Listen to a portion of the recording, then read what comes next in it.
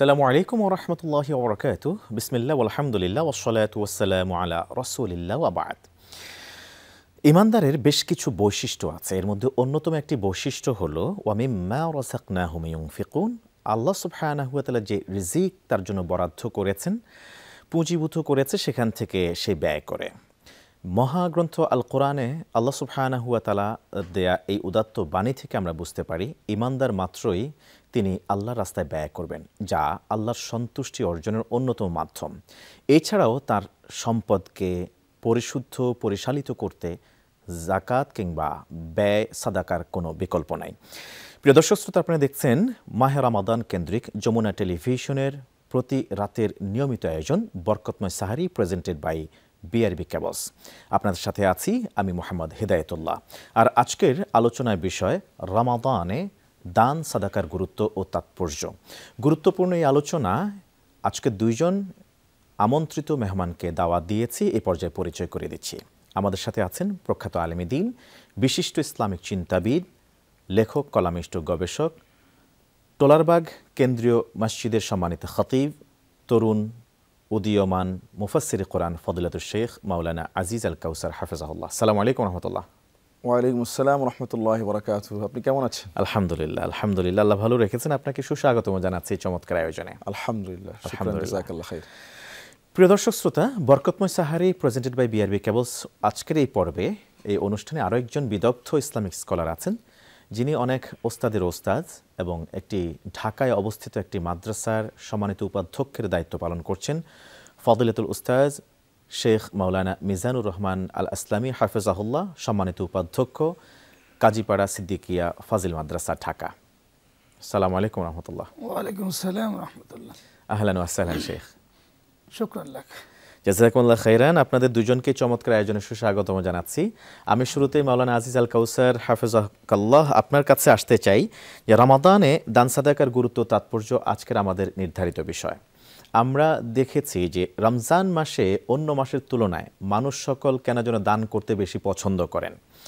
আপনি যেহেতু মসজিদের খতিবের দায়িত্বে আছেন, আপনি এটা নিশ্চয়ই এক্সপেরিয়েন্স করেছেন যে রমজানের বাহিরে যেসব মসজিদগুলিতে কিছু সংগ্রহ হয়ে থাকে দান সাদাকার খাতে, সেটা বহুগুণ বেড়ে যায়। এছাড়াও হাদিস থেকে আমরা জানি যে শাহরুন ইউজাদু ফিহি রিজকুল মুমিন, এটা এমন একটি মাস যে মাসে ইমানদারের রিজিক বাড়িয়ে দেওয়া হয়ে থাকে। এই মাসে আসলে কারো অভাব হয়ে থাকে না। এছাড়াও মানুষ সারা বছর উপার্জন করেন, যেমনিভাবে ট্যাক্সের জন্য মানুষ, আমাদের দেশে একটা সময় আছে, আর আমাদের রমজানটাকে অর্থবিত্তবানরা বেছে নেন দান জাকাত হিসেবে, জাকাত দেওয়ার জন্য। কেন এটা করে থাকেন? কেন রমজান মাসকে বেছে দেন সাদাকার জন্য, খয়রাতের জন্য? আলহামদুলিল্লাহ, চমৎকার একটি প্রশ্ন করেছেন। নাহমাদুহু ওয়া নুসাল্লি আলা রাসূলিহিল কারীম, আম্মা বা'দ। আসলে রমাদান মাসে প্রত্যেকটা নেক আমলের সওয়াবকে আল্লাহ সুবহানাহু ওয়া তাআলা বহুগুণে বর্ধিত করে ফেলেন, যার ফলশ্রুতিতে যারা দান সত্ত্ব সারা বছর করেই তারা চিন্তা করে এই বরকতময় মাসে আমার এই সাদাকা, আমার সাধারণ যেই সাদাকা এবং আমার যাকাত, এটা যেন গরিব মানুষের কাছে পৌঁছে যায়। এই জন্য সওয়াবের আশায় তারা রমজান মাসে আল্লাহর রাস্তায় বেশি খরচ করে। আর এই মাসে রাসূল করিম সাল্লাল্লাহু আলাইহি ওয়াসাল্লাম তিনিও বাতাসের গতিতের মতো তিনি সাদকা করতেন। যেমন একটি হাদিসে রাসূল করিম সাল্লাল্লাহু আলাইহি ওয়াসাল্লাম এসেছে যে নবী সাল্লাল্লাহু আলাইহি ওয়াসাল্লাম রমজান আসলে দানের পরিমাণ বাড়িয়ে দিতেন, এবং ফেরেশতা জিবরাইল যখন তার সঙ্গে সাক্ষাৎ করতেন তখন তিনি ওই সময়টা দানের গতি এত বাড়াতেন যে প্রবাহিত বাতাসের চেয়েও তার দানের গতি থাকতো অনেক বেশি। সুবহানাল্লাহ। এই জন্য রাসূল করিম সাল্লাল্লাহু আলাইহি ওয়াসাল্লামের উম্মাহ হিসেবে আমরাও সেটা ফলো করি। এবং আল্লাহ সুবহানাহু ওয়া তাআলা যেহেতু এই মাসে ক্ষমার মাস, রহমতের মাস, মাগফিরাতের মাস, রিজিকের মাস, এই জন্য আমরাও আল্লাহ তাআলার ক্ষমা পাওয়ার জন্য, যেহেতু একটা হাদিসে আসছে যে সাদাকা আল্লাহর রাগকে কমায় দেয়, আমরা তো অনেক পাপী, অনেক গুনাহগার, তো রমজান মাসের জন্য আল্লাহর দয়ার রহমত যেন আমাদের দিকে আসে, এই জন্য আল্লাহর রাগকে থামিয়ে দেওয়ার জন্য হলো এই দেশের মানুষ আমরা সবাই রমজান মাসে দান সদকার পরিমাণ বাড়িয়ে দেয়। আপনি দেখেছেন মক্কা মদিনায় রমজান মাসে ইফতার খাওয়ানোর জন্য প্রতিযোগিতা লেগে যায়। রাতে তারাবির পরে আগে মানুষ কে কার আগে মানুষকে খাওয়াবে, রাতের ডিনার থেকে শুরু করে এবং কি আপনার সাহারি পর্যন্ত এক একটা যে রেস্টুরেন্ট ওরা বরাদ্দ দিয়ে দেয়। আরবের শেখদেরকে আমি দেখেছি, ওরা এসে বরাদ্দ দিয়ে দেয় যে এই দোকানে যত মানুষ লাইন দিয়ে খাবে একটা পয়সাও তুমি নিবা না, যত প্যাকেট যায় হিসাব রাখবা, সব টাকা আমি দিয়ে দেবো। রাইস আপনার তোর মুরগি দিচ্ছে। আমাদের দেশে আলহামদুলিল্লাহ অনেক মসজিদে ফ্রি ইফতার করানো হয়। জি। এবং এই ইফতারে ডোনেট কারা করছে? আমরাই করছি। কিন্তু আরেকজন বলতেছে আজকের ইফতারের সম্পূর্ণ পয়সা আমি দেবো, আরেকজন বলতেছে আমি 10,000 দিয়ে দিলাম। এভাবে মানুষের টাকা দিয়ে কিন্তু আমরা একে অপরকে ইফতার করাচ্ছি। প্রতি প্রায় মসজিদে আছে যে ধনী হোক গরিব হোক সবার জন্য ইফতার উন্মুক্ত। আমাদের সোনার বাংলাদেশ, গরিব একটা দেশ আমরা, তাও আমরা সবাইকে একেবারে আল্লাহর খুশির জন্য ফ্রি ইফতার খাওয়াচ্ছি এবং আমরা জাকাত দিচ্ছি, মানুষের ঘরে খাবার দিয়ে দিচ্ছি। এগুলো তো চোখে দেখা, গোপনে যে আরো কত যায় তার তো হিসাব নেই। এমনকি আপনার রমজান মাস আসার আগেই অনেক দানবীর আছে শুধু রমজান মাসকে সম্মান করে আল্লাহর ভালোবাসার জন্য মানুষের ঘরে প্যাকেজ আকারে খাবার পাঠিয়ে দেয়। যে ইফতারের প্যাকেজ, আপনার ছোলা 2 কেজি, তারপর খেজুর 1 কেজি, তারপর আপনার সোয়াবিন তেল থেকে শুরু করে রামাদানের ইফতারের আইটেম, দিনের আইটেম, রাতের আইটেম, চাল ডাল পাঠিয়ে দিচ্ছে। আলহামদুলিল্লাহ। এই যে একটা উদাত্ত, এই যে একটা মনের যে একটা সম্প্রসারিত একটা মোহাব্বত, আমার মনে হয় রমজান মাস আসলে মুসলমানদের যে উদারতা গোটা বিশ্ব দেখে। আপনি দেখবেন যে রামাদান আসলে ইউএস এর প্রেসিডেন্ট পর্যন্ত রামাদান করিম বলে সম্মানিত করে, সারা পৃথিবী টনক নড়ে উঠবে না কেন? যিনি রব, তার একটা দেওয়া মাস এসেছে। সে হয়তো ইসলাম বুঝে না, কিন্তু একটা বাতাস তো বহে যায়, একটা রহমত তো প্রবাহিত হয়। রামাদানের প্রথম রাত থেকে তো শয়তান অ্যারেস্ট, জিন জাতি অ্যারেস্ট হয়ে যায়। সারা পৃথিবীতে রামাদানের মতো কোরআন তেলাওয়াত আর হয় না। গোটা পৃথিবীতে প্রত্যেকটা মসজিদের, শহর থেকে গ্রামে পর্যন্ত খাতমুল কোরআনের তেলাওয়াত হয় তারাবি নামাজে। তারাউইহ নামাজে তো খতম হচ্ছেই। যেই লোক সারা বছর 1 খতম কোরআন পড়ে না, সেই লোকও রামাদানে 2 খতম দিয়ে দেয়।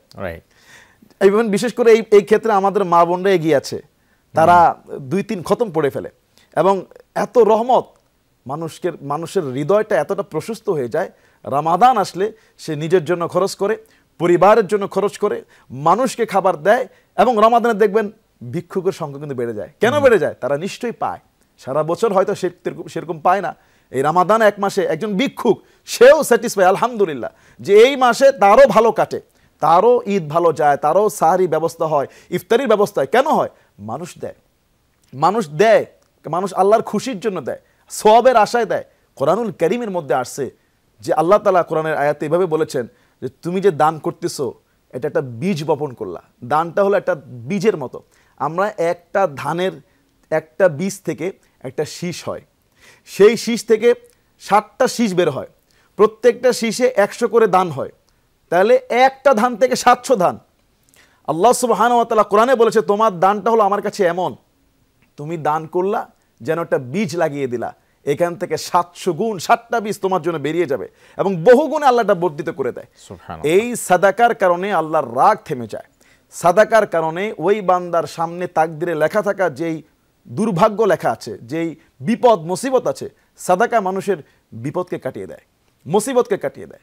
আপনার ব্যবসায় সামনের বছর 10 লক্ষ টাকা লোকসান তাকদিরে লেখা আছে, আপনি দান করে ফেলেছেন আল্লাহর রাস্তায় 50,000 টাকা, মসজিদে দিয়ে ফেলেছেন, এতিমখানায় দিয়েছেন, বা গরিবকে খাওয়া দিয়েছেন, কোনো অসুস্থ ব্যক্তির সেবায় দান করেছেন, 50,000 টাকা দিয়েছেন, আল্লাহ 10 লক্ষ টাকার ক্ষতি কাটায় দিয়ে ওখানে হয়তো 15 লক্ষ টাকার ব্যবসা করে দিতে পারে। সুবহানাল্লাহ। এই মানুষের বিপদ আপদ, একটা অ্যাক্সিডেন্ট লেখা আছে, একটা হুন্ডা আপনাকে ধাক্কা দিবে, একটা রিক্সা থেকে আপনি পড়ে যাবেন, এরকম অনেক মুসিবত কিন্তু দান সদকা কাটিয়ে দেয়, আল্লাহর রাগ কাটিয়ে দেয়। এবং রিজিকের মধ্যে প্রশস্ততা আসে, যেটা একটু আগে বললাম যে একটা বীজে 700 গুণে আল্লাহ বর্ধিত করে।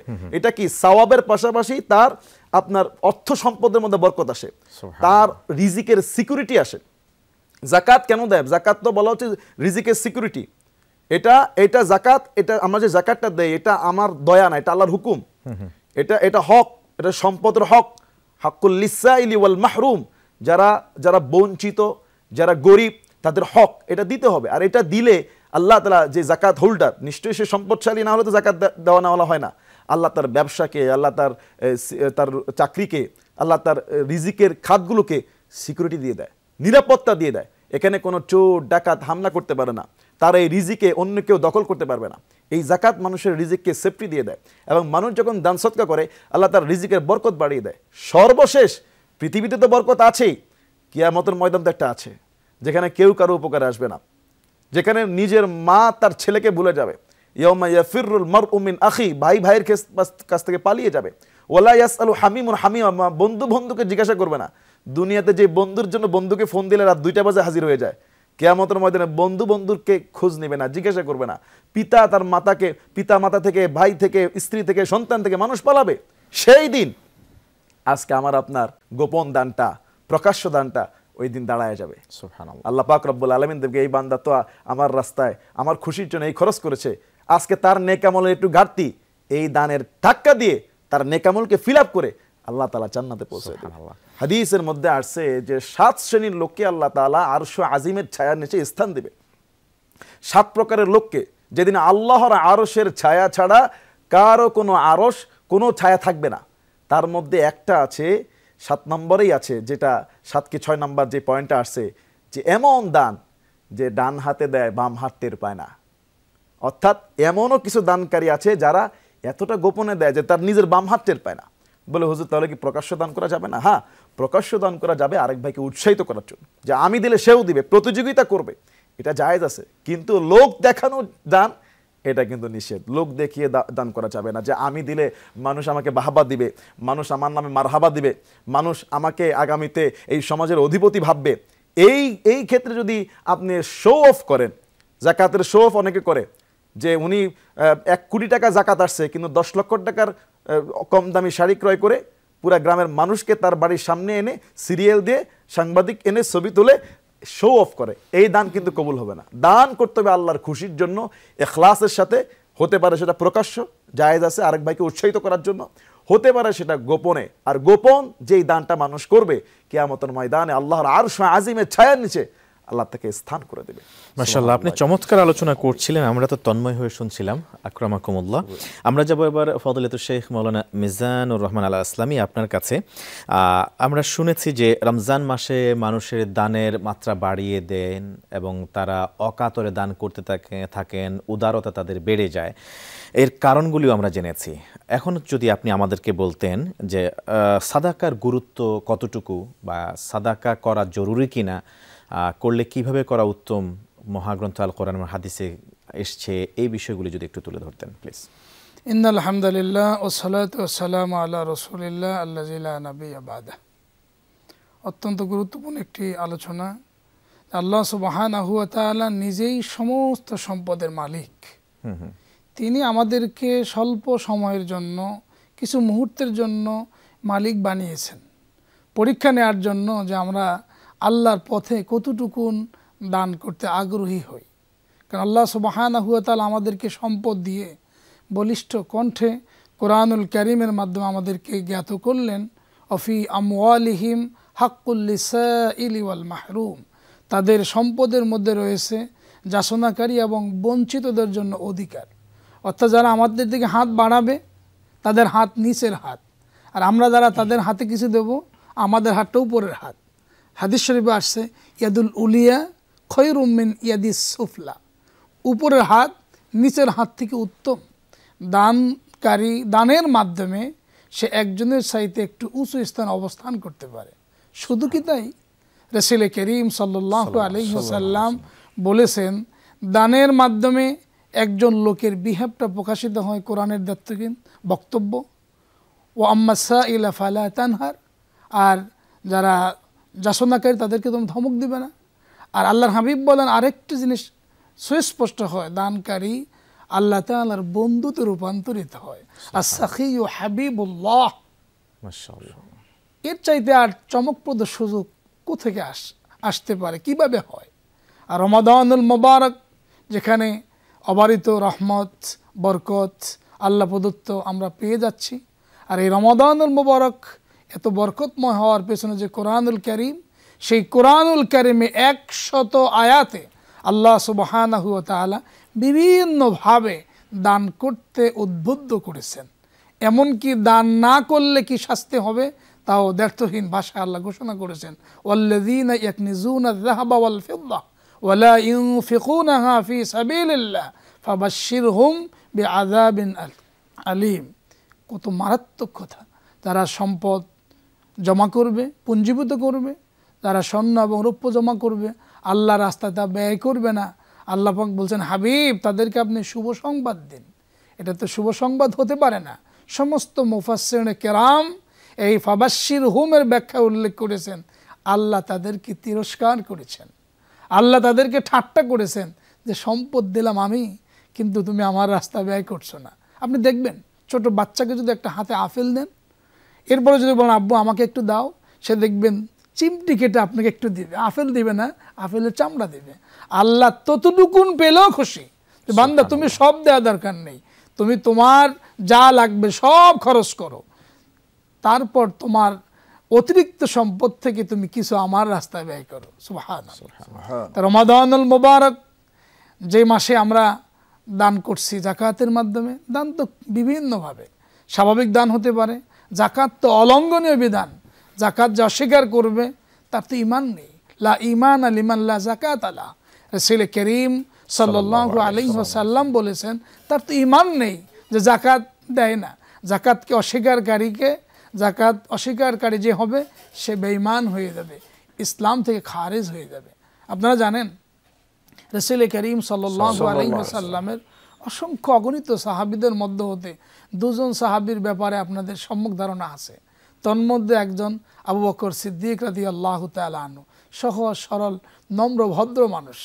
আর আরেকজন হযরত ওমর ইবনুল খাত্তাব রাদিয়াল্লাহু তাআলা আনহু, জালালি মেজাজের লোক। ওনার রাগ এত, শয়তান তাকে দেখলে ভয় পেত। রাসূল আকরাম সাল্লাল্লাহু আলাইহি ওয়াসাল্লাম বলেছেন, ওমর তুমি যে রাস্তা দিয়ে যাও শয়তান ভয়ে সেই রাস্তা দিয়ে যায় না। এই দুজন দুই রকমের মানুষ। যিনি একেবারে মানে রাগহীন মানুষ, তিনিও বলছেন যারা রাসূল করিম সাল্লাল্লাহু আলাইহি ওয়াসাল্লামের সময় যাকাত দিতে, তারা যদি যাকাত না দাও আমি তাদের বিরুদ্ধে যুদ্ধ ঘোষণা করছি। আল্লাহু আকবার। অতএব যাকাত আদায় করতেই হবে, এটা ঈমানের পরিচয় বহন করে। আর স্বাভাবিক দান একজন মানুষকে আল্লাহ তাআলার কাছাকাছি যাওয়ার জন্য একটা সুবর্ণ সুযোগ দেয়। রমাদানুল মুবারকে রাসূল আকরাম সাল্লাল্লাহু আলাইহি ওয়াসাল্লাম দান করতেন। আমরা সহিহুল বুখারীর একেবারে প্রথম যে হাদিসগুলো তন্মধ্যে পেয়ে যাই, বাদুলহিতে আল্লাহ রসুল সাল্লাল্লাহু আলাইহি সাল্লাম এক রমজানুল মুবারকে এত দান করতেন যে প্রবাহিত বাতাস, প্রচণ্ড গরমের দিনে একজন মানুষ যখন প্রবাহিত বাতাস পায় তখন তার আপাদ মস্তক কেমন যেন একটু শান্ত হয়, সে সজীবতা অবলব্ধি করে, সে তৃপ্তির ঢেকুর তোলে। আল্লাহর হাবিব সাল্লাল্লাহু আলাইহি ওয়াসাল্লামের রমাদানুল মুবারকের দান সেই বাতাসের চাইতেও আল্লাহ তাআলার কাছে বড় পছন্দনীয় ছিল। শুধু কি তাই, আম্মা জান আয়েশা সিদ্দিকা রাদিয়াল্লাহু তাআলা আনহা বলেন, নবী সাল্লাল্লাহু আলাইহি ওয়াসাল্লামের দানের পরিমাণটা এমন ছিল, তিনি এমন এক মহান ব্যক্তি, যদি উহুদ পাহাড় পরিমাণ সম্পদ তার কাছে থাকতো, সকালবেলায় সন্ধ্যা হওয়ার আগে তিনি সব আল্লাহর রাস্তায় দান করতে বড় পছন্দ করতেন। সুবহানাল্লাহ। শুধু কি তাই, রাসূল আকরাম সাল্লাল্লাহু আলাইহি ওয়াসাল্লাম বলেছেন, তোমরা যদি আল্লাহর রাস্তায় একটা খেজুর সম পরিমাণও দান করো, এটা আল্লাহ ডান হাতে গ্রহণ করেন।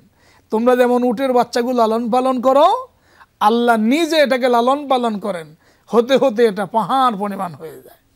কিয়ামতের ময়দানে মানুষ আক্ষেপ করবে যে আমাকে আল্লাহ সম্পদ দিলেন, আমি কেন দান করলাম না। যেমন ঘটনা আসছে মুনাফিকদের ইন্তেকালের সময়, তারা বলবে লাউলা আখরতানি ইলা আজালিন করিব, যদি আল্লাহ একটু সময় দিতেন। আল্লাহ পাক তো জবাবে জিজ্ঞেস করেন, বান্দা 60 বছর দিলাম হলো না, 70 দিলাম হলো না, 80 বছরে তোমার হলো না, একটু সময় কেন চাচ্ছ?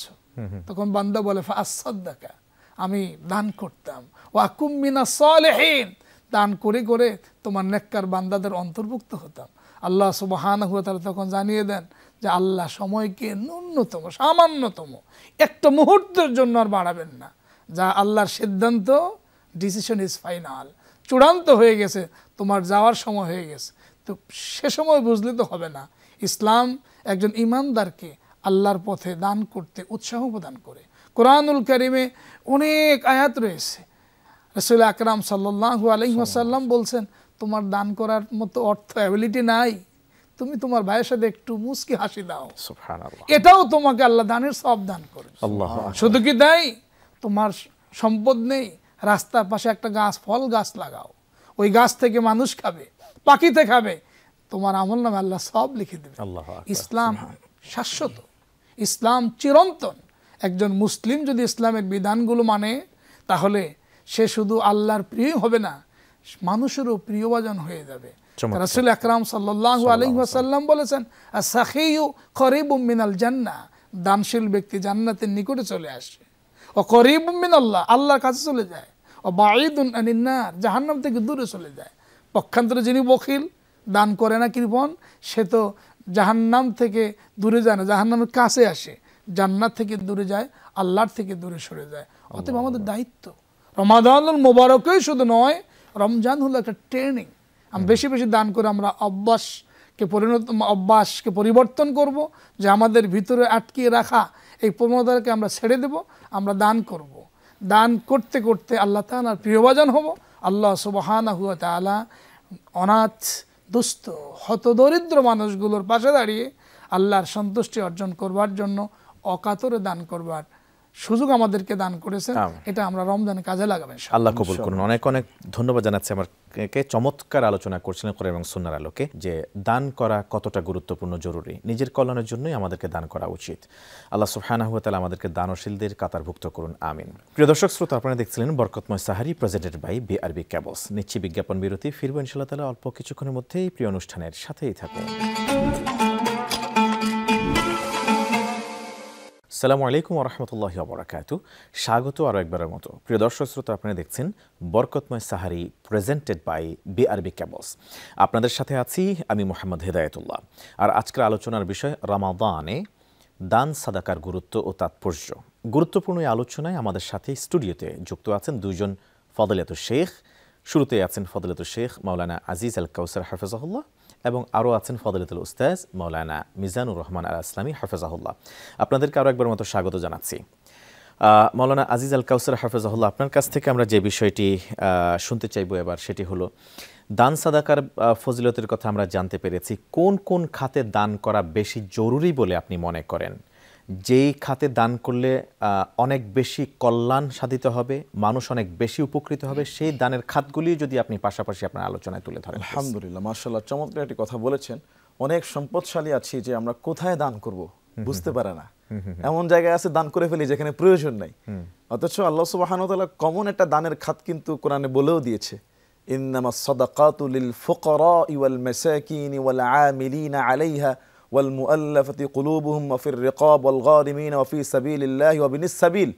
এখানে আল্লাহ সুবহানাহু ওয়া তাআলা ৭-৮টি খাত বলেও দিয়েছে, কিন্তু বিশেষ করে যারা যাকাত দিবে তাদের ক্ষেত্রেও বলা হলো আসলে দান সদকা এরাই বেশি পায় বা এরাই বেশি হকদার সমাজের মধ্যে। ইন্নামাস সাদাকাতু লিল ফুকারা, এক নম্বরে যারা ফকির, গরিব, যার কিচ্ছু নেই, ওয়াল মিসকিন, দুই নম্বরে মিসকিন ব্যক্তি যার কোনো সম্পদ নাই। এখন ফকির আর মিসকিনের মধ্যেও কিন্তু নির্বাচিত করতে হবে যে কোন ফকির আর কোন মিসকিনকে আমরা দেব। অনেক ফকির আছে, অনেক মিসকিন আছে, এই ক্ষেত্রে আমাদের ফার্স্ট প্রায়োরিটি থাকবে নিজের রিলেটিভ যদি কেউ থাকে, আত্মীয় স্বজন। আত্মীয় স্বজনের মধ্যে যদি কেউ ফকির থাকে, মিসকিন থাকে, তাকে দিলে দুইটা সোয়াব। একটা হলো আপনি ফকির মিসকিনকে দিলে যে সোয়াব সেটা পেলাম, আরেকটা হলো আত্মীয়কে সহযোগিতা করার সোয়াব পেলাম। দুইটা পেয়ে গেলাম। আত্মীয় স্বজন যদি পেয়ে যায় আলহামদুলিল্লাহ, তাও যদি আরও দানের মতো ব্যবস্থা থাকে, আপনার অর্থ থাকে, আমার অর্থ থাকে, কিংবা আত্মীয়র মধ্যে যদি গরিব না থাকে, দুই নম্বর প্রায়োরিটি আমরা বা বেশি যে গুরুত্ব দেব প্রতিবেশী। কারণ সে আমার প্রতিবেশী, তাকে দিলে দুইটা দিক থেকে ফায়দা হবে, দানের ফজিলত, দানের সোয়াব হবে, পাশাপাশি প্রতিবেশীর হকও আদায় হয়ে যাবে।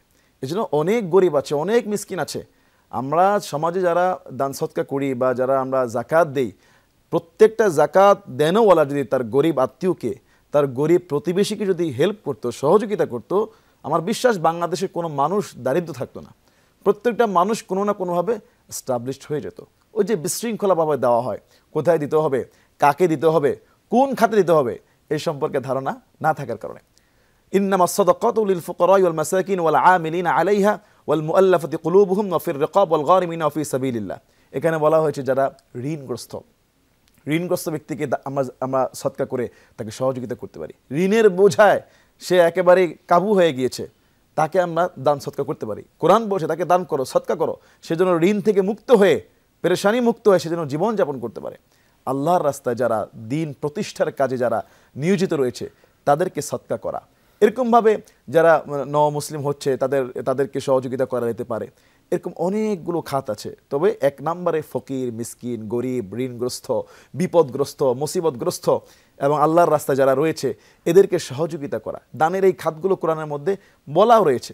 এবং হাদিসের মধ্যে আসছে যখন কোনো ব্যক্তি তার হালাল সম্পদ থেকে দান করে, আল্লাহর রাস্তায় খরচ করে, আল্লাহ সুবহানাহু ওয়া তাআলা তার দানটাকে লালন পালন করা শুরু করে দেয়। কেমন? যেমন কেউ একটা ঘোড়ার বাচ্চাকে লালন পালন করে বড় করে হাদিসের মধ্যে ঠিক এভাবেই মেসেল দেওয়া হয়েছে। যেমন কেউ ঘোড়ার বাচ্চাকে লালন পালন করে বড় একটা ঘোড়ায় পরিণত করে, কোনো বান্দা যখন দান করে আল্লাহ সুবহানাহু ওয়া তাআলা তার দানকে লালন পালন করে একটা বিশাল পাহাড়ের মতো করে ফেলে। আমি দিলাম আল্লাহর রাস্তায় 100 টাকা, এই দানটাকে আল্লাহ তাআলা 1 কোটি টাকার সমপরিমাণ করে ফেলে, 10 লক্ষ করতে পারে, 70 লক্ষ করতে পারে। এটাকে আল্লাহ তাআলা লালন পালন করে বড় করে ফেলে। তবে শর্ত হলো হালাল পয়সার হতে হবে। আমি দুর্নীতি করলাম, আমি মানুষের সম্পদ চুরি করলাম, আমি ঘুষ খেলাম, আর সেই সম্পদ দিয়ে আমি মসজিদ বানায় ফেললাম, আমি দুর্নীতির পয়সা দিয়ে মাদ্রাসা বানিয়ে ফেললাম, একটা পয়সাও কবুল হবে না। দুর্নীতির পয়সা পুরাটাই তো হারাম। এখানে আবার জাকাত কি আর খাওয়া কি? আমি চুরি করে অন্যায় করে যে সম্পদের মালিক হয়ে গেলাম রাতারাতি অন্যায়ভাবে, যেটা হারাম, বিলকুল হারাম, যেটা আরেকজনের হক নষ্ট করা হলো, যেটা আরেকজনের পকেটের পয়সা আমার পকেটে চলে আসছে 2 নাম্বারের মাধ্যমে, এরকম 2 নাম্বারের পয়সা, হারাম পয়সা দিয়ে যতই দান করি একটা পয়সা কবুল হবে না, উল্টা তার জন্য লানত, তার জন্য অভিশাপ। এই জন্য দানটা অবশ্যই হালাল হতে হবে। আমাদের রুজিটা এবং প্রত্যেকেরই হালাল রুজি কামাই করাই শর্ত। হালালভাবে কামাই করা, হালালভাবে সেটাকে দান করা, সদকা করা।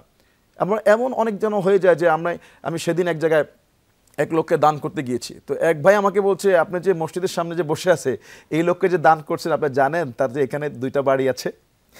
আমি বললাম আস্তাগফিরুল্লাহ, কি বলেন? তার বাড়ি আছে, সে ভিক্ষা করে, এটা তার নেশার পেশা হয়ে গেছে, এটা তার করতেই ভালো লাগে। পরে আমি জিজ্ঞাসা করলাম আপনার নাকি বাড়ি আছে? সে স্বীকার করতেছে। এরকমও কিন্তু কিছু ধনী ভিক্ষুক আছে যাদের বাড়ি আছে, যাদের সম্পদ আছে। এমন লোককে যদি আমি আপনার দান করে ফেলি তাহলে কিন্তু আমার দানটা মুসিবত। হ্যাঁ, যদি না জেনে করে ফেলি আল্লাহু আলাম, সেটা তো আল্লাহ ভালো জানে। কিন্তু যারা এই যে ভিক্ষাবৃত্তি করে, কিয়ামতের দিন তাদের গালের মধ্যে মাংস থাকবে না। যারা ভিক্ষুকের উপযুক্ত না, সাদাকা খাওয়ার উপযুক্ত না, তারপরে মানুষের কাছ থেকে সাদাকা চায় বা সাদাকা নেয়, এই লোকের কিন্তু কঠিন শাস্তি হবে। এজন্য আমাদের সমাজের মধ্যে কিছু টাউট বাটপারও আছে যারা আসলে কিন্তু সায়েল না, আসলে সে ভিক্ষুক না, আসলে সে বঞ্চিত না, তার প্রয়োজন না, কিন্তু তার পেশা, সে অলস, সে সুস্থ, সে কাজ করে খাওয়ার যোগ্য রাখে, কিন্তু সে ভিক্ষাবৃত্তি পেশাকে বেছে নিয়েছে। এমন লোককে দান করা যাবে না। আপনি যদি কাউকে দেখেন যে ফিট, সে সুস্থ সবল যুবক যুবতী, এই লোককে ভিক্ষা করা যাবে না। হ্যাঁ, আপনি তাকে কোনো টাকা দিয়ে, পরিচিত কেউ হলে তাকে একটা ব্যবসা ধরায় দেন, তাকে একটা রিক্সা কিনে দেন, তাকে একটা দোকান করে দেন। কিন্তু ওই সবসময় দানের সে খালি সাদকা খাওয়ার জন্য বসে থাকে, এমন লোককে না। আমরা দান করবো এমন লোককে যে বিকলাঙ্গ, যার হাত নাই, যার পা নাই, যার চোখ নাই, যে অসুস্থ, যে মাজুর, যে একেবারেই বয়োজ্যেষ্ঠ বৃদ্ধ হয়ে গিয়েছে, অথবা যার বিশাল পরিবার, তার অনেক ছেলে মেয়ে, তার পরিবারের অনেক সদস্যরা হয়তো অসুস্থ, বিপদগ্রস্ত, অথবা কোনো একজন উপযুক্ত বাবা তার মেয়েকে সে বিবাহ দিতে পারতেছে না। যদিও তিনি খেটে খায়, তিনি সুস্থ সবল, তিনি হয়তো কৃষক, হয়তো ছোট একটা ব্যবসা আছে, কিন্তু তার একটা মেয়ের বিবাহ হবে, সেখানে 2-3 লক্ষ টাকা খরচ আছে। আপনি এখানে তাকে সহযোগিতা করতে পারেন, সমস্যা নাই। ইসলাম এই উদারতা দিয়েছে, এই ক্ষেত্রে সে প্রাপ্য। কিন্তু সুস্থ সবল মানুষ, সে নিজে খেতে পারে, এমন লোককে দান করা যাবে না। দান করতে হবে যার চাহিদা আছে, যার প্রয়োজন আছে, তাকে দান করতে হবে। অনেক ধন্যবাদ শেখ, চমৎকার করে আপনি বাস্তবতা তুলে ধরলেন। আসলে আমি এবার আসতে চাই মাওলানা মিজানুর রহমান আসলামী আপনার কাছে। আমাদের দেশে অনেকেই বিভিন্ন সময় জানতে চান, যখন রাস্তাঘাটে চলাফেরা করেন তখন ভিক্ষুকরা এসে হাত পাতেন, কখনো কখনো তাদের বেশভূষা দেখে বোঝাই যায় না যে আসলে তারা ধনী কিংবা ভিক্ষুক কিনা, চাওয়ার উপযুক্ত বা পাওয়ার উপযুক্ত কিনা, এটা বোঝা যায় না। কখনো কখনো তো এমনও হয় যে ভিক্ষা দেওয়ার জন্য অনেকাংশেই বাধ্য করা হয়, যেমন আমাদের দেশে তৃতীয় লিঙ্গের এক শ্রেণীর মানুষ আছেন, তারা এটা করে থাকেন। আবার কখনো কখনো এতটা চাপ প্রয়োগ করে থাকেন, বারবার চাইতে থাকেন, একসময় মানুষ বিরক্ত হয়ে যায়। আমি যে বিষয়টি আপনার কাছ থেকে জানতে চাইব দর্শকদের উদ্দেশ্যে, সেটা হলো কোরআনে যখন বলা হয়েছে আম্মা সাইলা ফালা তানহার, যখন যাঞ্চাকারী চাইবে নিষেধ করো না, তো নিষেধ করো না, কিন্তু যখন আপনি বারবার চাইবেন, একজনকে আপনি দিবেন না, তখন আপনি কিভাবে তাকে বা নিষেধ করবেন, সেখান থেকে কীভাবে বের হয়ে আসবেন, আর কেউ কি জোর করে কিছু নিতে পারবেন কিনা, এই বিষয়গুলি একটু ক্লিয়ার করবেন কিনা? আসলে বিষয়টি এরকম যে একজন ভিক্ষুক আমার কাছে হাত বাড়ালো, সে কি প্রকৃত ভিক্ষুক কিনা যাচাই বাছাই করার সুযোগ অনেকাংশে আমাদের থাকে না। রাস্তাঘাটে এমনও ভিক্ষুক পাওয়া যায় আসলে প্রকৃতই সে ভিক্ষুক, কিন্তু 2 নম্বর ভিক্ষুকের এত বেশি প্রভাব এখন পড়ে গেছে, তাদের এত বেশি সয়লাভ এবং ছড়াছড়ি, আসল ভিক্ষুক, প্রকৃত ভিক্ষুককে খুঁজে বের করা দুষ্কর। তারপরেও আমরা আল্লাহ সুবহানাহু ওয়া তাআলা আমাদেরকে মেধাবুদ্ধি যা দিয়েছেন তাতে কিছুটা হলেও আমরা অনুমান করতে পারি, বেশভূষা দেখলে, কথা দিয়ে বুঝতে পারি। কারণ কিছু কিছু ভিক্ষুক এখন তারা ট্রেনিং করে ভিক্ষা করতে আসে। আচ্ছা, সুস্থ সবল মানুষ আঁকা বাঁকা করে, মানে অস্পষ্ট ভাষায় কথা বলে আমাদের কাছে হাত বাড়ায়। হিজড়ারা তো এমনভাবে কথা বলে ভিক্ষা দিতে হবে, না দিলে আমাদেরকে বলে দেয় একটা দোয়া করতে হবে। কি দোয়া? আল্লাহ যেন কোনো মায়ের পেটে কোনো হিজড়া না দেন। তখন বাধ্য হয়ে 10-20 টাকা দিতে আমরা আগ্রহী হই। আসলে হিজড়ারা, তাদেরকে যদি সরকার কিছু করত, সুযোগ দিত, তারা হয়তো আমাদের কাছে হাত বাড়াতো না। হিজড়ারা কিন্তু মজবুত, তাদেরকে দিয়ে আমরা ট্রাফিকের কাজ করাতে পারি। আমরা আশা করব বাংলাদেশের এই জুলাই আগস্টের বিপ্লবে একটা পরিবর্তনের হাওয়া লেগে গেছে, যেখানে আলেম ওলামা বিগত 17 বছর মুখ খুলে কথা বলতে পারতো না। এখন কিন্তু সারা দেশে মিডিয়া বলেন, সোশ্যাল মিডিয়া, সব জায়গায় আলেমদের বক্তব্য, তাদের অবস্থান মানুষের কাছে একেবারে পরিষ্কার। অতএব আমি আশা করব যে আমাদের মিডিয়ার মাধ্যমে যদি আমরা এই বিষয়গুলো তুলে ধরি, যে হিজড়াদেরকে যদি আমরা কাজে লাগাই, তারা তো আমাদের মানব সম্পদ। মানব সম্পদের যদি আমরা যথাযথ ব্যবহার না করতে পারি, কাজে লাগাতে না পারি, তাহলে তো তারা অন্যায় করবেই। আজকে কর্মসংস্থানে অনেক সমস্যা, আজকে ঘুষ, তারপরে দুর্নীতির সয়লাভ সারা দেশে। কোথায় যাবেন আপনি? শরীরে হলো ক্ষত, ঔষধ দিবেন কত? আজকে ভিক্ষুক সেখানে ভেজাল আছে, ব্যবসায়ী সেখানে ভেজাল আছে। রমাদানুল মোবারক একদিকে আমাদের জন্য কল্যাণের, আরেকদিকে কিছু কিছু লোকের জন্য বড় অভিশাপ। রাসূল আকরাম সাল্লাল্লাহু আলাইহি ওয়াসাল্লাম যে বদদুয়া করলেন যে ওই ব্যক্তি ধ্বংস হোক যে রমজান ফেলো ফালাম ইউগফার লাহ, তাই ক্ষমা করা হয়নি, যে ক্ষমা পায়নি সে ধ্বংস হোক। জিবরিল আমিন বলার পর আল্লাহর হাবিব বলছেন আমিন। তো রমাদানুল মোবারকে সকলের জন্য ক্ষমার দরজা উন্মুক্ত খোলা। আজকে যারা ভিক্ষা করছে সেখানে দুর্নীতি করার কারণে প্রকৃত ভিক্ষুকরা ভিক্ষা পাচ্ছে না, এই বিষয়গুলো আমরা মিডিয়ার মাধ্যমে হোক, আমাদের জুমার খুতবায় হোক, আমাদের লিখনিতে হোক, আমাদের বিভিন্ন পত্রিকায় লেখালেখির মাধ্যমে হোক, এটা আমরা যদি স্পষ্ট করতে পারি, তাহলে দেখবেন প্রকৃত ভিক্ষুক যারা, যাচাই বাছাই করে আমরা খোঁজ খবর নিয়ে দিতে পারি। দেখবেন রমাদানুল মোবারকে ভিক্ষুকের সংখ্যা বেড়ে যায়, আসলে প্রকৃত ভিক্ষুক না, তারা সুস্থ সবল, কাজ করলে পাবে 700 টাকা, কিন্তু 10-5টা মসজিদের গেটে দাঁড়ালে 5000 টাকা পায়। যদি একজন লোক 5000 টাকা দৈনিক আয় করতে পারে, সে তো আপনার 7 দিন লাগাতার কাজ করার প্রয়োজন হয় না। মানুষ এখন ভিক্ষাটাকে সহজ একটা পাথেও মনে করছে, উপায় মনে করছে। অথচ রাসূল করিম সাল্লাল্লাহু আলাইহি ওয়াসাল্লাম বলেছেন আবগাদুল হালাল দুটো, একটা হলো তালাক দেয়া, আর একটা হলো ভিক্ষা করা। নবীর শিক্ষা, করোনা ভিক্ষা, মেহনত করে সবে। আজকে মানুষ মেহনত করতে চায় না, অথচ রাসূল করিম সাল্লাল্লাহু আলাইহি ওয়াসাল্লাম স্পষ্ট বলেছেন ইয়াতি আলান নাস জামানুন ইউহিব্বুনাল খামসা ওয়া ইয়ানসাউনাল খামস, ইউহিব্বুনাল হায়াতা ওয়া ইয়ানসাউনাল মাউতা, ইউহিব্বুনাল মালা ওয়া ইয়ানসাউনাল হিসাবা। মানুষ সম্পদের জন্য পাগল, কিন্তু এটা হালাল না হারাম মানুষ চিন্তা করে না। অথচ রাসূল আকরাম সাল্লাল্লাহু আলাইহি ওয়াসাল্লাম বলেছেন আল হালালু বাইয়িনুন ওয়াল হারামু বাইয়িনুন, হালালও সুস্পষ্ট, হারামও সুস্পষ্ট। আপনার আমার রিজকে আল্লাহ যা বরাদ্দ করেছেন, এটা হালাল হয়েতেও আসবে, হারাম হয়েতেও আসবে। হালাল সম্পর্কের মাধ্যমে যে সন্তান আসে ওটা হালাল জাদা, আর অবৈধ সম্পর্কে যেটা আসে এটা হারাম জাদা। আমরা কেউ হারাম জাদাদেরকে পছন্দ করি না, আমরা চাই ভালো পন্থা আসুক। কারণ আল্লাহ তাআলা লা ইয়াকবালু ইল্লা তাইয়্যিব, আল্লাহ কখনো হালাল পবিত্র ছাড়া কোনো দান গ্রহণ করেন না। চমৎকার, আপনি চমৎকার করে বলছিলেন। আমরা ইনশাআল্লাহ তাআলা এই আলোচনা কন্টিনিউ করব একটা বিরতির পর। প্রিয় দর্শক শ্রোতা, আপনারা দেখছেন বরকতময় সাহারি, প্রেজেন্টেড বাই বিআরবি কেবলস। আলোচনা শুনছি দুইজন বিদগ্ধ ইসলামিক স্কলারের কাছ থেকে। শেষাংশে রয়েছে আরো চমৎকার আলোচনা, থাকুন সাথেই। আসসালামু আলাইকুম ওয়া রাহমাতুল্লাহি ওয়া বারাকাতুহু। স্বাগত আরও একবারের মতো প্রিয় দর্শক শ্রোতা, আপনারা দেখছেন বরকতময় সাহারি, প্রেজেন্টেড বাই বিআরবি কেবলস। আজকের আলোচনার বিষয় রমাদানে দান সাদাকার গুরুত্ব ও তাৎপর্য। চমৎকার এই আলোচনায় আছেন দুইজন ইসলামিক ব্যক্তিত্ব, ফজলিতুল শেখ মাওলানা আজিজ আল কাউসার হাফেজাহুল্লাহ এবং ফজলিতুল উস্তাজ মাওলানা মিজানুর রহমান আল ইসলামী হাফেজাহুল্লাহ। দুজনকে বিরতির পর আরেকবার মতো স্বাগত জানাচ্ছি। আমি আপনার কাছে আসতে চাই, আপনি আলোচনায় বলছিলেন যে সাদাকার করার কতটা গুরুত্ব, কোন কোন খাতে সাদাকা করা উচিত, কেউ যদি সাদাকা না করে থাকেন, বখিলতা করে থাকেন, কিংবা মানুষের প্রয়োজন আছে এরপরও দেন না, কিন্তু তিনি তার নামাজ, রোজা, হজ একাধিকবার করেন, জাকাত দেন না, সাদাকা করেন না, এটাকে নিজের সম্পদ মনে করেন, কিংবা কেউ দিলেও সেটাকে দয়া দাক্ষিণ্যতা মনে করেন, যেমন জাকাতের নামে যে প্রহসন করা হয়ে থাকে, এই বিষয়টি আপনি কিভাবে দেখছেন? আলহামদুলিল্লাহ, সুন্দর একটা কথা বলেছেন যে অনেকে আসলে সাদকা করতে চায় না, বখিলামি করে, কৃপণতা করে। তো কৃপণদের জন্য আসলে ভালো কোনো সংবাদ নেই। কোরআনুল কারীমের মধ্যে রয়েছে সূরা বাকারার মধ্যে যে শয়তান তোমাদেরকে দারিদ্রতার ভয় দেখায়। আর যখন আমরা কেউ সাদকা করতে যাই, শয়তান আমাদের মনের মধ্যে ওয়াসওয়াসা দেয়, দিও না, দিও না, না দিলে তোমার কমে যাবে। আমি প্রায় সময় মসজিদে বলি, আপনি কামাই করেন 1 লক্ষ টাকা, আপনি মসজিদে দান বাক্সে দিলেন 50 টাকা, আরেক ভাই কামাই করে মাসে 20,000 টাকা, সেও দিল মসজিদের দান বক্সে 50 টাকা, দুইজনের দান কিন্তু সমান না। আপনি 1 লক্ষ টাকা কামাই করে 50 টাকা দিয়ে, আর সেই লোক 20,000 টাকা কামাই করে 50 টাকা দিচ্ছে, আপনি বখিল। যে ব্যক্তি 1 লক্ষ টাকা, যার যেমন কামাই তেমন দিতে হবে, বখিলামি করা যাবে না। বখিলামি করলে আমরা দেখেছি পৃথিবীতে বহু প্রতিষ্ঠিত ব্যবসায়ীরা ধসে গিয়েছে, বহু বড় লোক সকালবেলার ধনী সন্ধ্যাবেলার ফকির হয়ে গিয়েছে। আল্লাহ সম্পদ কেড়ে নেয়।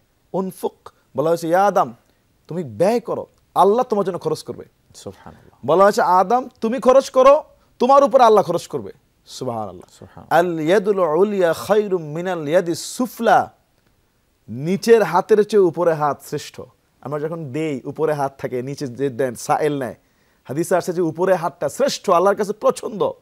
লান তানালুল বিররা হাত্তা তুনফিকু মিম্মা তুহিব্বুন, তোমার কাছে সবচেয়ে প্রিয় যে জিনিসটা বলা হয়েছে সেটা ব্যয় করো। নিজের জন্য যেটা পছন্দ করবা, আরেকজনের জন্য সেটা পছন্দ করবা। সকালবেলা আমি খেলাম গরম রুটি আর ভাজি, আমার কাজের লোকটাকে দিলাম আগের রাতের পান্তা ভাত। নিষেধ, স্পষ্ট নিষেধ। আমরা দেখি যে বাসে যাচ্ছে, ট্রেনে যাচ্ছে, দুইজনের জন্য 2টা সিট। এই যে সামনে ঈদ আসতেছে, ঈদ আসবে যে রমজানের ঈদটা, আমরা দেখব এরকম অনেক নিউজ হয় যে 2জন সম্পদশালী 2টা টিকিট কেটেছে, আর কাজের মেয়েটাকে সিটের পায়ের সামনে নিচে বসায় রাখছে বা সারা রাস্তা দাঁড় করিয়ে রেখেছে। দান সৎকার ক্ষেত্রে নিজের জন্য যেটা পছন্দ করব, আরেক ভাইয়ের জন্য সেটা পছন্দ করতে হবে। যতক্ষণ পর্যন্ত নিজের পছন্দনীয় জিনিসটা আরেক ভাইয়ের জন্য খরচ করতে না পারবো, এটা কিন্তু আল্লাহ পছন্দ করবে না। প্রতিদিন আমি ভালো ইফতার খাই, কিন্তু একদিন মানুষকে দাওয়াত করে এনে তার থেকে নিম্নমানের ইফতার দিলাম, এটা কিন্তু হবে না। মানুষকে খাওয়াতে হবে, দান সৎকার করতে হবে, এবং দান সৎকার ক্ষেত্রে যতটুকু যাই সম্ভব করতে হবে। ইত্তাকুন নার ওয়ালাউ বিশিক্কি তামরা, রাসূল বলছে জাহান্নামের আগুন থেকে বাঁচো একটা অর্ধেক খেজুর দিয়ে হলো। তোমার যদি সামর্থ্যই থাকে অর্ধেক খেজুর, তো সেটাও দাও, সেটা দিয়ে হলো তুমি জাহান্নামের আগুন থেকে বাঁচার চেষ্টা করো। দান সৎকার মানুষকে আল্লাহর রাগ থামিয়ে দেয়, আগুন থেকে বাঁচিয়ে দেয়, ক্ষমা করে দেয়, রিজিকের প্রশস্ততা বাড়িয়ে দেয়।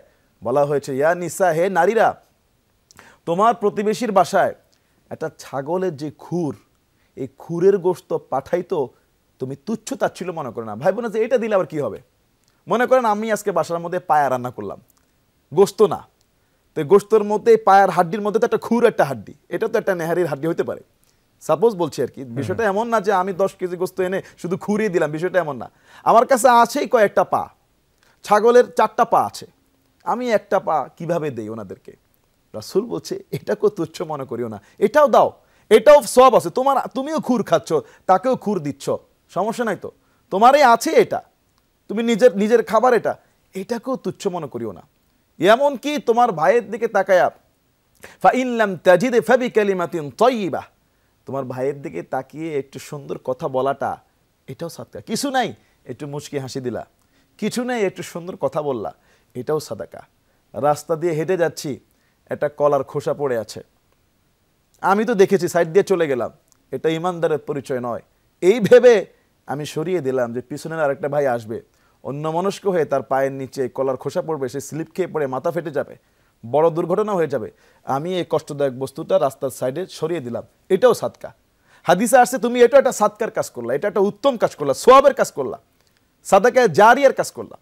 আমি কিছু লিচু বাগান করলাম, বড়ই বাগান করলাম, তারপরে কিছু ফল বাগান, সেখান থেকে এসে পাখিরা খেয়ে গেল, পাখি নষ্ট করেছে, আমাদের দেশে তো মনে হচ্ছে নষ্ট, কিন্তু বলছে এটাও সাদকা। কোনো পশু পাখি যদি কারোর কাছের ফল টল খেয়ে ফেলে, নষ্ট করে ফেলে, একটা পেয়ারা ঠোকরা চলে গেছে, সৎকা হয়ে গেছে। আরেকজন ভাই এসে খেয়ে চলে গেছে, নিয়ে গেছে, হতে পারে তার জন্য চুরি, কিন্তু আমার জন্য সৎকা হয়ে গেছে যে আমার গাছের ফল আরেকজন পেয়েছে। আমি রাস্তার পাশে একটা গাছ লাগিয়ে দিলাম, আর রাস্তায় ক্লান্ত পথিক দুপুরবেলা সেই গাছের ছায়ার নিচে বসে 5 মিনিট বিশ্রাম নিল, একটা স্বস্তির নিঃশ্বাস ফেললো। আল্লাহু আকবার, আমি তো গাছ লাগিয়ে কবরে চলে গিয়েছি, এই ব্যক্তি ছায়া গ্রহণ করেছে, এটাও আল্লাহ তাআলা সাদাকার সওয়াব ওই কবরে পাঠিয়ে দেন। সুবহানাল্লাহ। আমরা তো জানি না ভালো কাজের কত ফজিলত। একটা গাছ লাগিয়ে চলে গেলাম, শতবর্ষী গাছ। গতকালকে যখন আমি আপনার যশোরে যাচ্ছিলাম, তখন সাম্পান হাইওয়ে আগে দেখলাম যে শতবর্ষী আম গাছ। তা আমি চিন্তা করলাম যে শতবর্ষী আম গাছ, এই আম গাছ যিনি লাগিয়েছেন হয়তো তিনি এখন নাই, কিন্তু আমটা তো মানুষ খাচ্ছে, সাদাকার সওয়াব। চাই সেই গাছের আম মানুষ বলে খাক বা না বলে খাক, বা বিক্রি হোক, বা প্রতিবেশী খাক, আত্মীয় স্বজন খাক, পাখি খাক, যেই খাবে তার এই গাছের ফল সেটা সদকা পেয়ে যাচ্ছে। সুবহানাল্লাহ। তাহলে ইসলাম আমাদেরকে কত ভালো কাজের উৎসাহিত করে।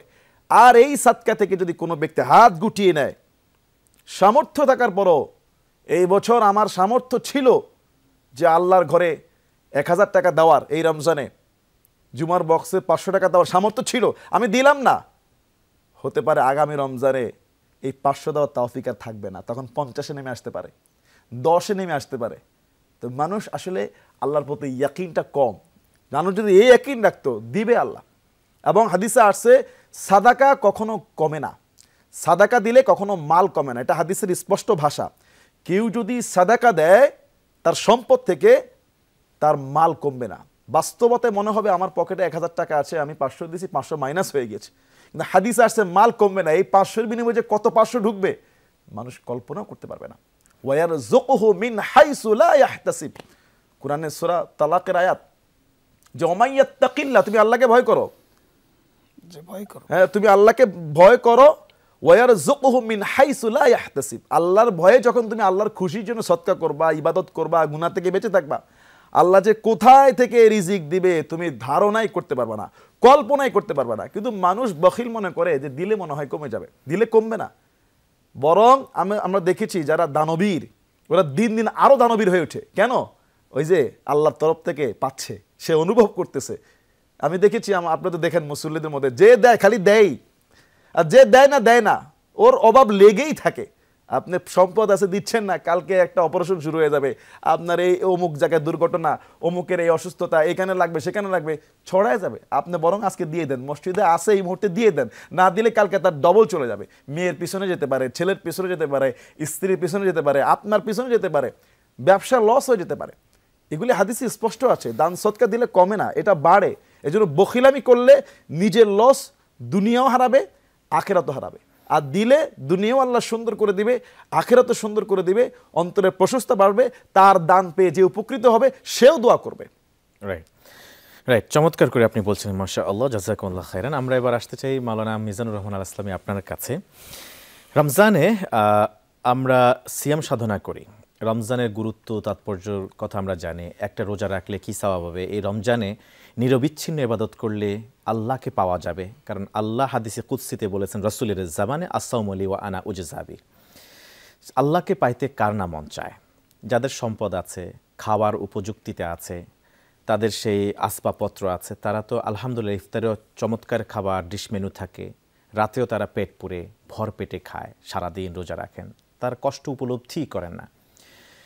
তারা যেমনিভাবে আল্লাহকে পাওয়ার জন্য এই কাজগুলি করে থাকেন, এরকম অনেক মানুষ আছে যারা ফুটপাতে আছেন, কিংবা কোনো বস্তিতে আছেন, রাস্তার পাড়ে আছেন, শামিয়ানা, আসমান হচ্ছে তাদের ঘর, তাদের মাথার উপরে আর কোনো কিছু নাই, পরনে ভালো পোশাক নাই, রাতে কিন্তু ঠিকমতো খেতেও পারছেন না, ইফতারও করতে পারছেন না।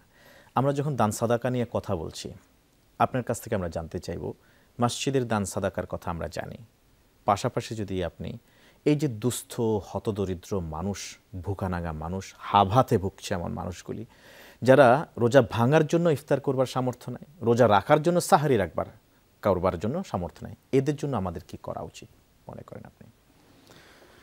রাসূল আকরাম সাল্লাল্লাহু আলাইহি ওয়াসাল্লাম রমাদানুল মোবারকের গুরুত্ব তাৎপর্য নিয়ে হাদিসে যে আলোচনাগুলো এসছে অত্যন্ত প্রাণান্তকর এবং প্রাণবন্ত।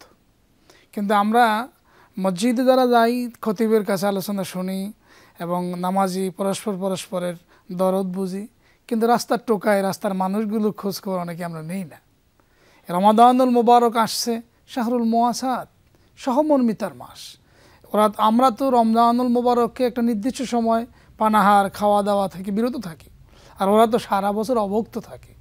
রমাদানুল মোবারক তো আমাদেরকে সেই শিক্ষাই দেয় যে তুমি যে এখন অল্প সময় না খেয়ে কষ্ট করছো, আমার অনেক বান্দা রাস্তায় ঘুরছে, ভবঘুরে, তারা তো বড় কষ্ট করছে, তাদের পাশে গিয়ে দাঁড়াও। আর আমরা যে রমাদানুল মোবারকে দানের আলোচনা করছি, এটা তো জাকাত ভিত্তিক একটা অর্থ ব্যবস্থা আল্লাহ পাক এই জন্য চালু করছেন যাতে করে ধনীরা আরও ধনী না হোক আর গরিবরা আরও গরিব না হোক। আমার ছোট বাচ্চা হাফেজ হতে যাচ্ছে, সে আমাকে সূত্র মুখস্থ, আব্বু ধনী ধনী হয় না, গরিব গরিব হয় না। তার মানে ধনী কিন্তু আরও ধনী এমন না, আর গরিব যে গরিব থাকবে এটা না, এটার পরিবর্তন আসে। অতিলকাল আইয়াম নুদাউলুহা বাইনান নাস। দেখেন আমাদের বাংলাদেশের পিছনের অবস্থা আর বর্তমান অবস্থা, প্রেক্ষাপট সম্পূর্ণ ভিন্ন। আজকে যে হতদরিদ্র রাস্তায় আছে, সে একদিন ধনী হবে না, এটার কোনো সিউরিটি কেউ দিতে পারবে না। আজকে যে ধনী, সে যে গরিব হবে না, এটাও কেউ বলতে পারবে না। অতএব জাকাত ভিত্তিক অর্থ ব্যবস্থা যখন চালু হবে, তখন সেই খলিফা, ইসলামের পঞ্চম খলিফা ওমর ইবনে আব্দুল আজিজ রাহিমাহুল্লাহর জামানায় মানুষ জাকাত নিয়ে মানুষ খুঁজত, কোনো লোক খুঁজে পেত না। কারণ রাসূল আকরাম সাল্লাল্লাহু আলাইহি ওয়াসাল্লাম বলেছেন, তুখাযু মিনাল আগনিয়া ফাতুরাদ্দু ইলাল ফুকারা, তোমাদের ধনীদের থেকে নেওয়া হবে এবং তোমাদের গরিবদের মাঝে তা সুষম বন্টন করা হবে। আর সুষম বন্টনের বিষয়টা ছোট্ট উদাহরণ দিলে বুঝবেন। সাইয়্যিদুনা আলী ইবনে আবি তালিব রাদিয়াল্লাহু তাআলা আনহু যখন খলিফা, দুজন সাহাবী ঘর থেকে বের হলেন, একজনের থলের মধ্যে 5 রুটি, আরেকজনের থলের মধ্যে 3 রুটি, আর তৃতীয় জনের কোনো রুটি নেই। রাস্তায় যখন চলছেন, তৃতীয় জন দুজনকে রিকোয়েস্ট করলেন, ভাইয়া আপনার দুজন যদি আমাকে একটু অংশগ্রহণ করাতেন নাস্তায়, আমি আপনাদেরকে মূল্য দিয়ে দিতাম। 3 জন খেতে বসে ওই লোকটি কিছু দেরহাম দিলেন। সহজ ভাষায় বাংলাদেশের মানুষ বোঝার জন্য বলছি, ধরুন 8 টাকা দিলেন। এই দুজন খাওয়ার পরে 5 রুটির মালিক 3 রুটির মালিককে 4 টাকা দিয়ে বললেন, তুমি 4 টাকা নাও, আমি 4 টাকা নিই। কিন্তু 3 রুটির মালিক বললেন, এটা সুষম বন্টন হয়নি। ইসলাম সুষম বন্টনকে পছন্দ করে। তুমি যে বিচার করলে, ভাগ করলে, এটা তো ইনসাফ ভিত্তিক বন্টন হয়নি। এই দুজন কথা কাটাকাটি করলেন। সাহাবা আজমাইন কিন্তু ঝগড়া হলে মারামারি করতেন না, হাতাহাতি করতেন না, ওনাদের মধ্যে মুশাজারা হতো। যেমন প্রচণ্ড ঝড় শুরু হলে একটা গাছ আরেক গাছের সাথে ধাক্কা লেগে উভয় গাছের চামড়া উঠে যায়। সাহাবা আজমাইনের মাঝে কোনো তর্ক হলে এমন হতো, হাতাহাতি হতো না। দুজন তর্ক করতে করতে সাইয়্যিদুনা আলী ইবনে আবি তালিবের কাছে গিয়ে বললেন, ইয়া আমির আল মুমিনিন, আপনি ফয়সালা করুন। উনি জিজ্ঞেস করলেন, তোমার রুটি কয়টি? 5, তোমার 3। 3 জন সমান সমান খেয়েছো, তাই না? 8 রুটি 3 জন সমান সমান খেলে 3কে 8 দ্বারা গুণ করলে 24 খণ্ড হয়। এক একজন যদি সমান সমান খায়, তাহলে এক একজন 8 খণ্ড করে পায়। উনি বললেন, তোমার 3 রুটি 9 খণ্ড হয়েছে, তুমি নিজে খেয়েছো 8 খণ্ড, তোমার ভাইকে দিয়েছে 1 খণ্ড। আর তোমার 5 রুটি 15 খণ্ড হয়েছে, তুমি খেয়েছো 8 খণ্ড আর তোমার ভাইকে 7 খণ্ড। 8 টাকা। 3 রুটির মালিক 1 টাকা নাও, আর 5 রুটির মালিক 60 টাকা নাও। তখন ইয়া আলী, আপনার এই বন্টন ইনসাফ ভিত্তিক হলো। আমাদের ইসলাম তো চমৎকার। ইসলামের বিধান যখন আমাদের সমাজ, ব্যক্তি, পরিবার, সমাজ, রাষ্ট্রে যখন কায়েম হবে, যখন বাংলাদেশের পার্লামেন্টে কোরআন আসবে, আদালতে যখন কোরআন থাকবে, তখন দেখবেন দরিদ্র মানুষগুলো রাস্তায় ঘুমানো লাগবে না, ইসলাম তাদের পাশে গিয়ে দাঁড়াবে। মানবতা তাদের আরো চমৎকার করে উপস্থাপন করবে যে ইসলাম মানবতার ধর্ম, ইসলাম সাম্যের ধর্ম, ইসলাম কল্যাণের ধর্ম, ইসলাম আর্থিক অগ্রগতির পাশাপাশি মানুষের আন্তরিকতা প্রত্যেকটি ক্ষেত্রে এমন চমৎকার প্রভাব বিস্তার করবে। তাহলে দেখবেন যে রাস্তার মানুষগুলো রাস্তায় থাকবে না। আমরা আশা করি আগামীর বাংলাদেশ ইসলামের হোক, আগামীর পার্লামেন্ট কোরআনের হোক। আমিন। আল্লাহ কবুল করুন। অনেক অনেক ধন্যবাদ জানাচ্ছি মাওলানা মিজানুর রহমান আল আসলামী আপনাকে এবং মাওলানা আজিজ আল কাউসার আপনাকে, দুজনকে চমৎকার আলোচনা করবার জন্য জাযাকুমুল্লাহ খাইরান। প্রিয় দর্শক শ্রোতা, এতক্ষণ পর্যন্ত আপনারা দেখছিলেন বরকতময় সাহারি, প্রেজেন্টেড বাই বিআরবি কেবলস। আজ এই পর্যন্তই। আগামী পর্ব দেখার উদাত্ত আহ্বান জানিয়ে আমি হিদায়াতুল্লাহ এখানে শেষ করছি। সুবহানাকাল্লাহুম্মা বিহামদিকা আশহাদু আল্লা ইলাহা ইল্লা আনতা আস্তাগফিরুকা ওয়া আতুবু ইলাইক। ওয়াসসালামু আলাইকুম ওয়া রাহমাতুল্লাহি ওয়া বারাকাতুহু।